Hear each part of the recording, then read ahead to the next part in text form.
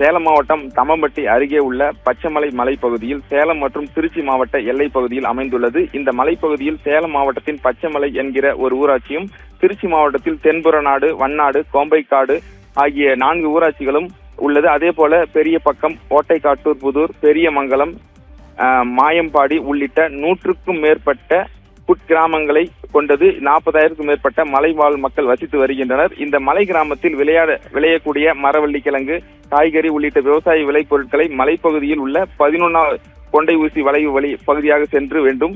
மேலும் பச்சை மலையில் உள்ள அத்திநாடு, தென்புறநாடு, வண்ணாடு, கோம்பை நாடு ஆகிய 4 பஞ்சாயத்துகளையும் இணைத்து பச்சைமலை ஒன்றியமாக அறிவிக்க வேண்டும் என்று பலமுறை கோரிக்கை வைத்து வருகின்றனர்.